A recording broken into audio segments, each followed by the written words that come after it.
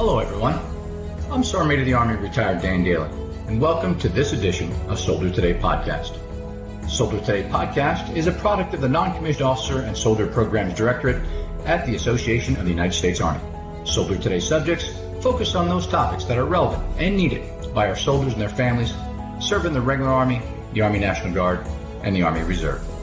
Today, we continue the discussion on the Army's efforts to improve talent management. The Army's talent management reform efforts are nested with the Army's people strategy, which is the roadmap the U.S. Army will use to build a 21st century talent-based personal management system, reform essential quality of life programs, and build cohesive teams that are ready, professional, diverse, and integrated for the joint force.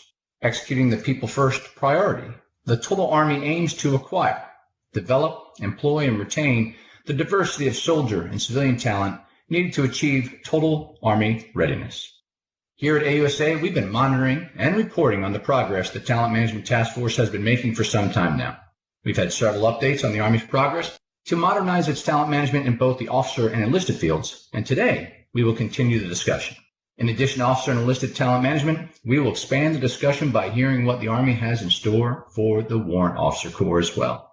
New to the Soldier Today podcast are three members of the Talent Management Task Force, and we're honored to have with us Lieutenant Colonel Joe Weinburgh, CW5 Rick Knowlton, and Sergeant Major Stephen McDonald. Gentlemen, Sergeant Major, welcome to the Soldier Today podcast. Thanks, Sergeant Major. Happy to be here. Great to be here, Sergeant Major. I appreciate what you have done for our Army and this opportunity with AUSA to talk Warrant Officer Talent Management. Thanks, Sergeant Major. It's absolutely privileged to take part of this and continue to tell the Army's story. Well, gentlemen, thank you for giving us the opportunity to help you tell that story. And no more proud than the Association of the United States Army is to be part of the talent management efforts of the United States Army today. So thanks for joining us. Gentlemen, I thought we'd start by continuing this tradition we have here at Soldier Today Podcast Studio. I'd like to begin by supporting our Sergeant Major of the Army's initiative, This Is My Squad. You know, SMA Grinston has said time and time again, it's important to get to know the members of your squad. So could you share with our listeners a little bit about yourselves? Where did you grow up and why did you decide to become a soldier? Lieutenant Colonel Weinbergh, could we start with you, please? So, Sergeant Major, I grew up in a small town called Spring Lake, North Carolina.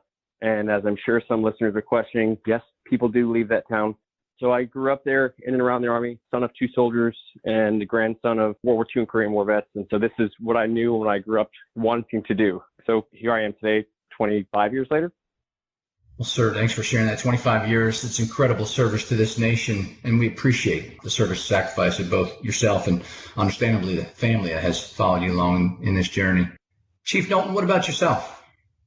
Well, Sergeant Major, I'm from down East Maine on one of the first naval battle of the Revolutionary War. I grew up exploring the outdoors, hoping to see more of the world and wanting to fly as a way of doing just that. Unlike most officer programs that existed at the time, the Army had and still has the unique Warrant Officer Flight Training Program. And so after selection, I just wanted to prove to the Army it had made a good choice, and I've lived by that motivation ever since. Well, that's excellent, sir. And also to you as well. Thanks for your incredible service and sacrifice to our country. And I can tell you, I've spent a lot of times in the back of one of those helicopters, and nothing against you, Colonel Weinbergh, but we're always happy to see a chief up front because they usually have a stick in their hands a lot longer than everybody else. So thanks for what you do, sir, for our Army and our nation. Sergeant Major McDonald, now to you. Hey, thanks, Sergeant Major. I grew up in St. Petersburg, Florida, which is on the west side of Tampa Bay, so go Rays and go Bucks. I didn't really have a plan with my life after high school, and I just decided to call the Army recruiter one day. And 24 and a half years later, I'm still here. I've spent most of my career in the infantry, and now I'm really excited to have this opportunity to make a difference for the future of our NCO Corps. Well, thank you, Sergeant Major. I can tell you a number of our guests we've had on previously have said the same thing. They graduated high school, didn't know what they're going to do, and one day they woke up and said, let's give the Army a call. So thanks for making that call, Sergeant Major. Our Army's better because you did that many years ago, and we appreciate your service. So, gentlemen, let's jump into talent management.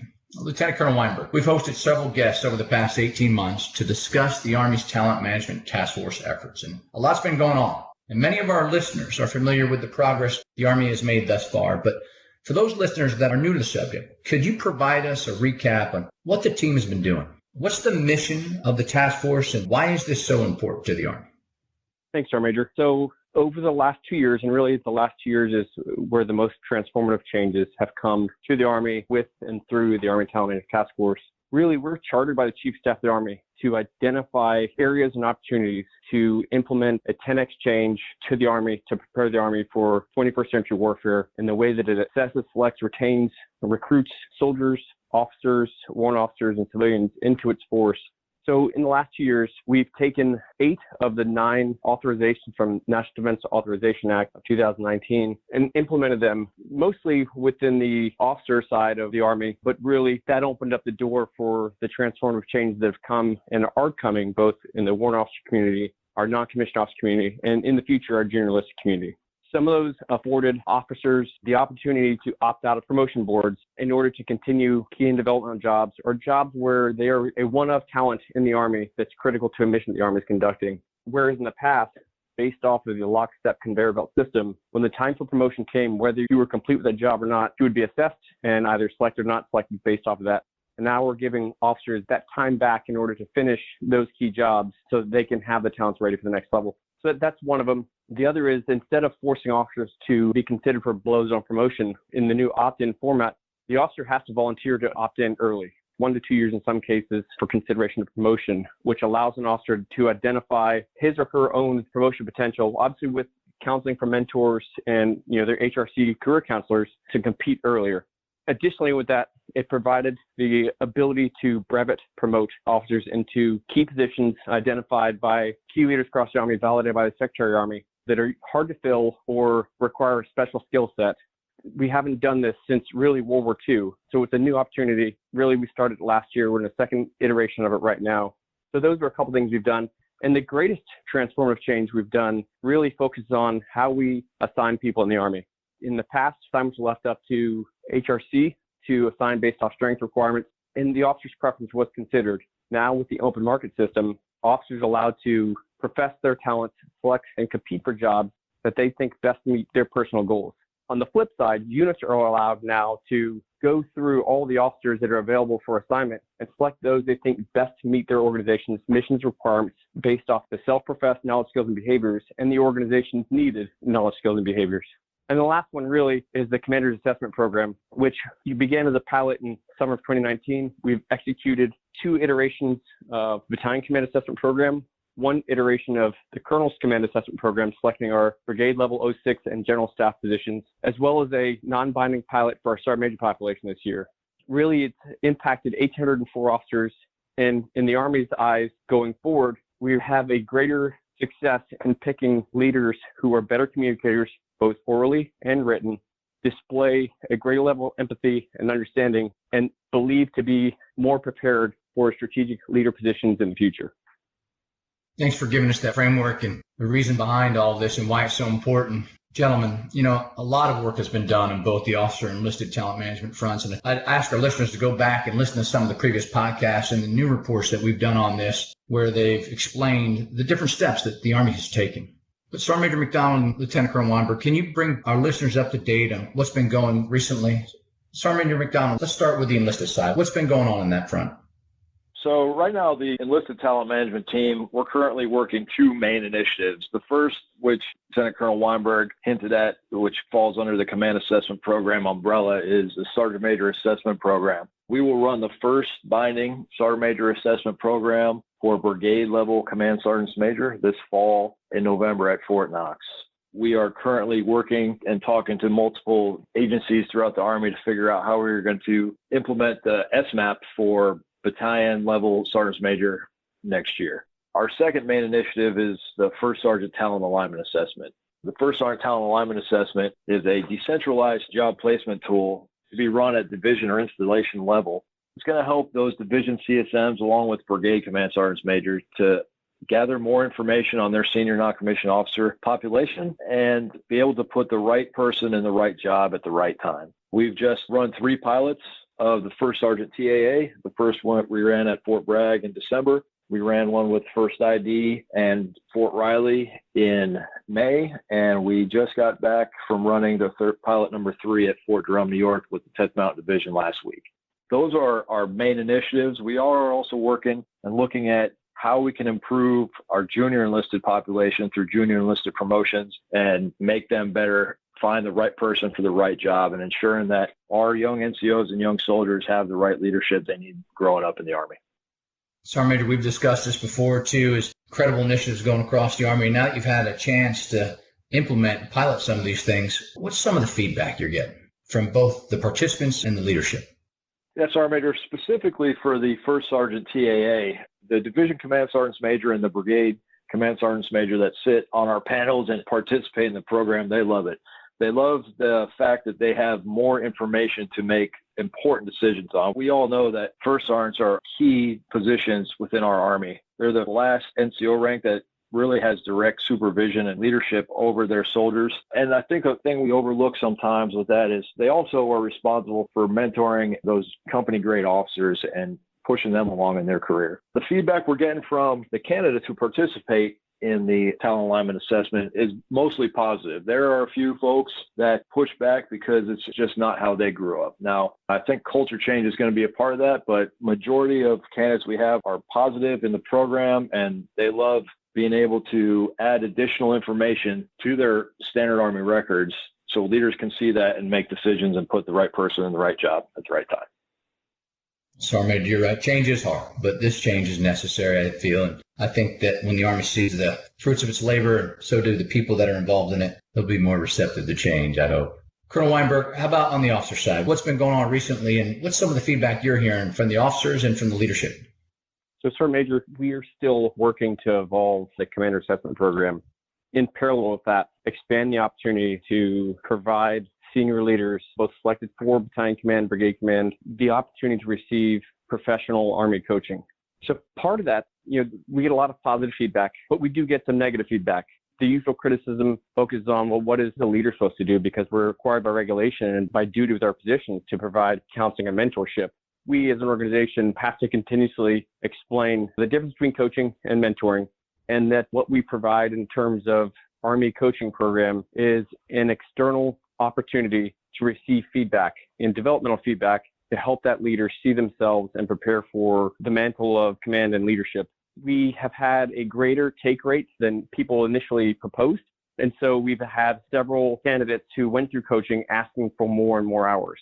And so we take that as positive, but we also stand ready to receive feedback on what we can do to make it better as we continue to work this contract in the future. And another thing is continuing to try to expand our opportunities through the direct commissioning program, looking for those people that are in the civilian sector that have those key talents that we need, that we don't have time to grow in the Army. And, the cyber community is doing a great job leading the Army in terms of assessing, recruiting, and commissioning personnel. So we're trying to find opportunities to expand beyond just those small communities. So it's still a continual work in progress. Thank you, sir. Gentlemen, as mentioned previously, we've been following the Army's efforts to modernize officer and enlisted talent management for some time. There are many similarities between the two lines of efforts, as you heard, but the need to manage officers and enlisted talent is understandably unique within the separate cohorts. What we have not talked about much is what the Army is doing by the way of talent management in the Warrant Officer Corps. CW5 Knowlton, can you share some of the similar and perhaps unique efforts of the Warrant Officers Corps in its efforts to modernize the talent management system? Absolutely, Sergeant Major. So first, what makes us unique is where we come from. The vast majority of us come from within the Army. And the unique challenge for us is that we are such a small slice of the Army, less than 3%. And so because of that, we sometimes get left behind when it comes to policy modernization. An example of this is that 2019 National Defense Authorization Act that we've been discussing. Great improvements to the officer talent management, but none of them could be applied to us in Title 10.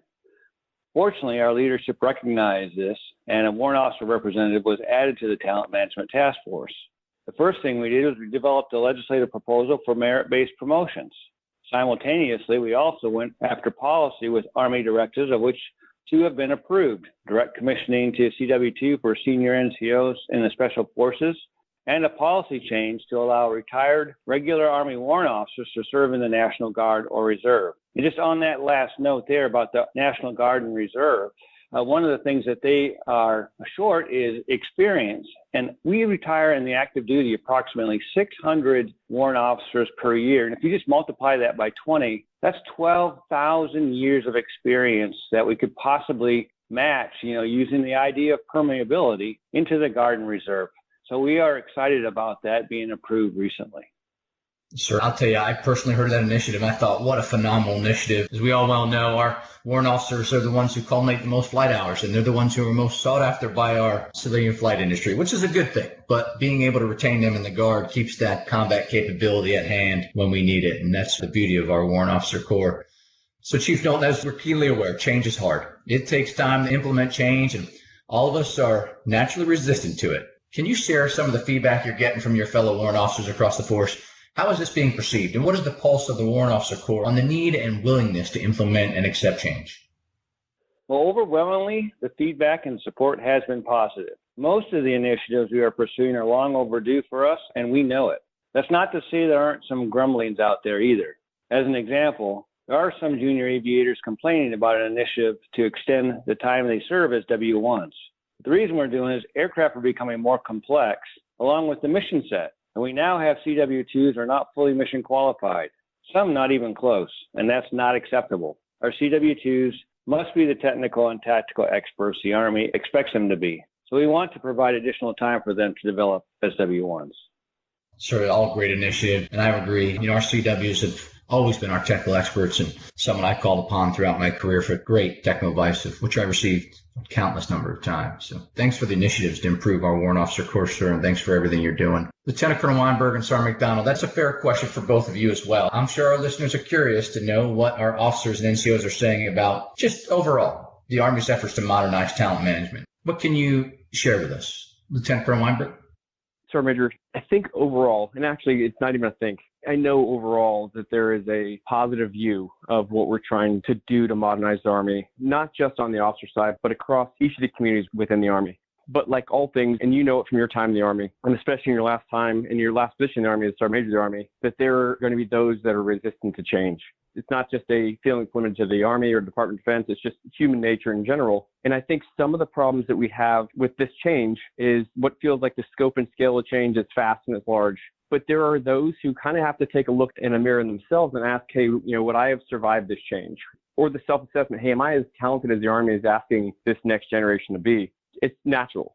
Anytime there's humans in the loop, there's always going to be that question that lingers out there, like, is this the right thing? But I think by and large, based on the feedback we've gotten, it's been absolutely positive. And there's always going to be critics, and we are not a shelved-off organization that can't accept criticism. We actually welcome criticism because the whole goal is to make the Army of the future better. Well, thank you, sir. Sergeant Major, for you, but, senior non-commissioned officers, having been one for many years, we tend to just salute the flag. What are the junior non-commissioned officers saying and the soldiers saying about these initiatives?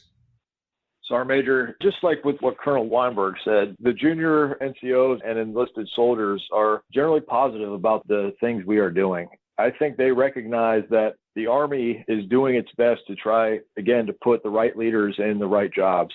It just makes the Army better in the long run. We've had a little pushback at all levels. The enlisted talent management team travels across multiple Army installations and conducts professional development sessions with all ranks. And what we get back is we get pushback until the junior NCOs and enlisted soldiers actually understand what we're trying to do, which is improve the Army, improve their way of life, and most importantly, improving the leadership within the Army. Thanks, Sergeant Major. Well, gentlemen, I hate to go here, but I'm going to have to red team this a little bit. We got to satisfy our critics out there, and they wouldn't be happy unless I did this. So what the Army is doing is quite comprehensive. It's both time and resource intensive. And we discussed this previously. It's change. And we all know how tough change can be to swallow. For each of you, the Army has always had the challenge of competing requirements. But specifically, how will the Army be able to keep these programs going? And will they last? And what happens if we get into another conflict? Can we afford to do this with an Army in conflict? Colonel Weinbergh, let's start with you again, please. You're absolutely right. The Department of Defense as a whole is in a competition of resources. As budgets become tight, decisions become more difficult. What we're talking about is the most difficult resource, not in terms of money, but time. We're in a race against time to try and match the pace of competitors globally. If you read several professional articles written about the shrinking gap in terms of competitive advantage, technologically, financially, we are on the risk in the next 8 years of being the second seat globally. But what goes hand in hand with that is the competition of the resource of people. It is critical. Time and people are the two things we're competing for across the Army, especially as we try and reshape the Army for the multi-domain operational fight in a somewhat no-growth environment. It's difficult, and we're always having to fight for resources. not just within our organization and Department of the Army, but across the other services. I'm hopeful. I know hope is not a method for planning. It was beaten in my head at TGSC and several leaders. And at this point, we have some of our initiatives that have reached what I believe is a degree of irreversible momentum based on the amount of positive traction they've made. Some of these changes are captured in law. The 8 changes that we've incorporated from NDAA 19, that's law. So that takes a significant amount of energy to go back through the NDAA process to remove those changes. So I think those are on solid ground. The incorporation of ATAP, the incorporation of CAP are both positive changes that I think have gained positive traction across the Army. And it'll take a couple more years for them to grow and people see the positive change. But I think there are always going to be those critics. They're going to take an opportunity to try and cut what they can cut going forward. And I'm optimistic that we're going to continue having the right leaders that see the probability and the requirement to continue to keep these in place to meet the demands of the fight in the future. So the question about the next war. We met with the Vice Chief Staff of the Army and Director of Army Staff back in January to discuss the expansion of CAP. And one of the biggest things we laid on the table for everybody is that, hey, the CSL board that everyone is used to has to remain in place because it provides the Army an opportunity to expand the number of commanders and sergeants major in the event we have to expand during a time of war. So that's an example of acknowledging a system that we have, that there is a complementary system around that we would still have to bring back into play in a time of war. So long and short answer, Sergeant Major, I'm hopeful. Thanks for that honest feedback, sir. And it's good to hear that the Army is looking at this across all spectrums of the operation to include how comprehensive this would be during a future conflict. Chief Knowlton, I know our warrant officer out there are listening. What's the warrant officer thoughts on this? Thanks, Sergeant Major. So first of all, we have to acknowledge that working talent takes work. And we intentionally started by going after identified talent management gaps, at least for the warrants at no cost or low cost to the Army. As we continue to develop our initiatives, the intent is to demonstrate the clear value they bring, and on the occasion a cost is required, why it will be worth every minute and every penny spent. But it's an investment in our people. I agree, Chief, and this investment's worth it. I always just say we've always been in a state of repair in the Army, and it's okay if we always stay in that state of repair, because that means we're looking for ways to get better. Sergeant Major, close us out with the NCO perspective. Will this last? I think it's a question of it has to. The statement should be it has to last, and so will it last. I think with change comes buy-in, and there's a cultural change and shift that has to happen, especially from the senior non-commissioned officer corps, pushing it down to the lower levels to understand that these programs are being implemented for a reason, to find the right people and the right leaders and the right talent. And I think once we start seeing the results of, improved HR metrics, less sharp incidents, better trained soldiers ready to go fight in a multi-domain conflict, I think the way we have to push along is understanding culture change. Having the right person in the right job at the right time will significantly increase how well our soldiers do and how well we as an Army can fight our future wars. Well, thanks, Sergeant Major, and great perspective. Gentlemen, many of our listeners are soldiers, and we've seen a spike in the numbers every time we have someone on the show to talk about talent management. That's good. Understandably, though, this subject is important as it directly impacts their careers. As we mentioned several times, it's different from what I and all of you have grown up with in the Army. Now that you have lived the old way and you have a firsthand look at the new way of doing things, what advice would each of you give that young sergeant, that young lieutenant, or that brand new warrant officer? Chief Knowlton, let's start with you this time, please. Well, you're not only expected to be the technical and tactical expert, you will be learning and leading change the entire time you remain in the Army. The enemy is watching and they're learning, but our strength is our people, and talent wins, and winning matters. Thanks, Chief. Great advice. Sergeant Major? Yes, Sergeant Major. I would tell those young sergeants that it's a great time to be a young NCO in the Army.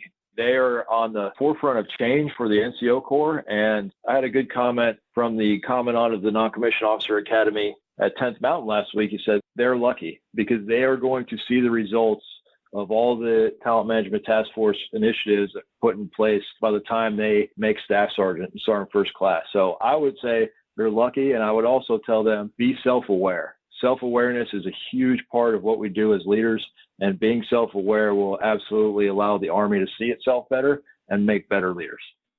Sergeant Major, I hope you don't mind me adding to it. If it's really complimentary for what you said, being self-aware, you got to get involved. You got to understand the system, study it, know it, because you're going to live it. A good way to do that is to listen to these podcasts. And finally, Lieutenant Colonel Weinburgh, your thoughts.